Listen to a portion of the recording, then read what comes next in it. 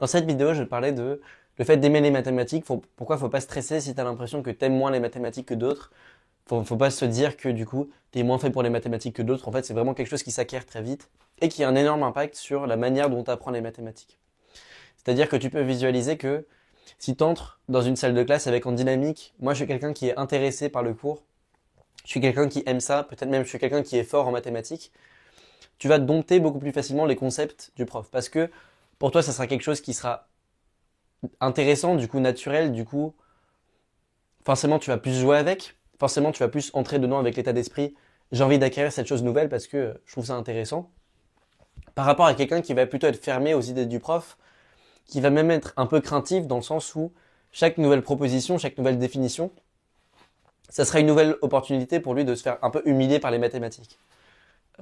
Faut surtout pas aller là-dedans parce que ça pourrait montrer que je suis pas fort sur quelque chose, donc faut surtout pas considérer cette nouvelle définition.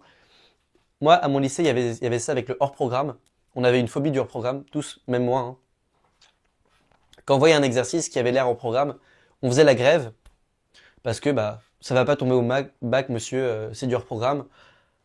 Moi, j'avais l'impression que c'était illégal de donner un exercice hors programme au lycée. En fait, quand je suis entré en prépa, c'était vraiment un changement de point de vue parce que je suis entré en prépa à Louis-le-Grand. Et j'ai vu des gens qui essayaient d'aller vers les exercices qui étaient censés être trop durs pour eux, qui étaient censés être impossibles ou justement hors programme. Et du coup, c'était vraiment un changement de point de vue parce que j'ai constaté que c'était possible en fait d'aller vers les choses compliquées plutôt que de les craindre. Et enfin, vraiment, pour moi, c'était des aliens ces gens-là. Et en fait, juste, ça s'acquérit, enfin, ça s'acquiert. Euh, En fait, si tu veux aimer les mathématiques, comme conseil, ce que je peux te donner, c'est déjà de un peu moins travailler les mathématiques. Si t'aimes pas les mathématiques, ça peut être pour plusieurs raisons. Peut-être que tu as été un peu traumatisé par des mauvaises notes quand tu étais plus petit. Enfin, c'est un peu comme ça pour tout le monde. Euh, mais aussi, peut-être que tu travailles trop les mathématiques actuellement. Peut-être que c'est un peu bourratif. Peut-être que c'est un peu du travail genre monotone ou recopier les définitions. Peut-être que c'est du travail un peu moins fun. Donc, ce que je te conseille, c'est de un peu moins travailler. Parce que je te garantis qu'il y a des gens qui travaillent de manière beaucoup plus efficace et beaucoup plus fun que toi. Et d'observer un peu ce que font les gens qui ont l'air de s'amuser en mathématiques. Observe ce qu'ils font, observe comment ils résolvent des exos. Observe le fait qu'ils aiment bien faire des exercices, qu'ils aiment bien trouver des solutions. Juste rien que d'observer ça, ça va t'ouvrir les portes à cette possibilité de commencer à aimer les mathématiques. Une fois que tu auras observé ça, tu peux en parler à ton prof, parler du prof du cours, dire j'ai pas trop compris ça, vous pouvez me réexpliquer. Et rien que de voir le prof qui va être assez passionné par ce qu'il explique, va te rendre, ça va te communiquer sa passion et te rendre beaucoup plus intéressé de fait par ce que le prof fait. Et du coup, plus tu fais ça, plus tu te forces. En fait, force-toi même quand tu es en cours, force-toi à trouver ça intéressant. Une chose qui peut t'aider, c'est un jeu que je faisais en sup, qui était d'essayer de le prouver le contraire des choses. C'est-à-dire que dès que tu vois un énoncé, au lieu de le regarder passivement ou de l'écrire, essaye de trouver des contre-exemples, parce que ça va te faire apprécier la beauté de l'énoncé dans le sens où l'énoncé il est vraiment carré, on peut pas le contourner, on peut pas trouver des contre-exemples, ça va te faire apprécier la beauté de l'énoncé, et tu vas commencer à avoir un peu, tu vas commencer à avoir une intuition de pourquoi c'est vrai, parce qu'à force de faire plein de tentatives de montrer que l'énoncé il marche pas, tu vas développer une sorte de nature, enfin une sorte de seconde nature qui est genre l'intuition de pourquoi l'énoncé est vrai.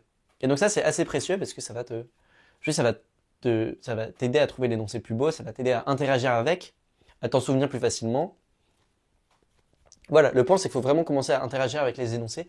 Faut pas rester passif. Quand tu vois une proposition, faut tout de suite faire l'effort intellectuel qui est vraiment assez coûteux au début, de sortir de l'état de passivité où on observe et on admet ce qui se passe, et de vraiment commencer à interagir mathématiquement. Cet énoncé, il veut dire quoi? Il veut dire quoi dans ce cas particulier-là? Moi, j'ai fait cet exercice-là. Est-ce que c'est un cas particulier de ce théorème ou est-ce que les deux, ils peuvent entrer en contradiction? Voilà, genre, quand tu vois un nouvel énoncé mathématique, faut essayer de le mettre en relation avec les anciens. Juste, ça va permettre d'avoir cette sorte d'étendue mathématique avec des liens entre les choses. Et c'est un peu ça, je trouve, la beauté mathématique en général, quand beaucoup de gens parlent de ça, ils disent, je trouve ça beau parce que regarde, on a un lien entre deux choses qui sont complètement inattendues. Et donc ce lien, il va pas se faire tout seul. C'est à toi d'aller chercher des liens entre différentes choses qui ont l'air différentes, de te poser des questions, est-ce que ça ressemble à ça, juste d'interagir mathématiquement avec les objets.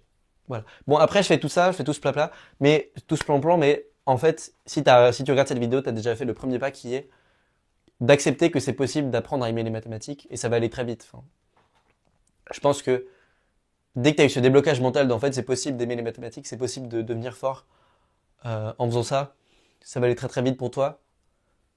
Voilà, je te souhaite cette aventure. Je trouve ça trop cool de stopper ce blocage mental, de passer sur une matière de ah, en fait c'est pas inné, moi aussi je peux le faire, moi aussi je peux faire ça. Comme disait Mbappé, faut jamais s'arrêter parce que s'arrêter c'est se donner une limite. Et tu vois ce qu'il dit c'est parce que le foot moi m'a appris à pas me mettre de limites. Et c'est ça qui est cool en maths, c'est que tu vois en fait il se met plus de limites grâce au football. C'est comme toi, si en maths t'arrives à dépasser tes limites, t'arrives à enlever cette peur que t'as des mathématiques, cette peur que t'as des résultats mathématiques, cette peur que t'as des exercices mathématiques, si t'arrives à la dépasser, c'est un truc hyper positif parce que ça va juste se transférer à toute ta vie.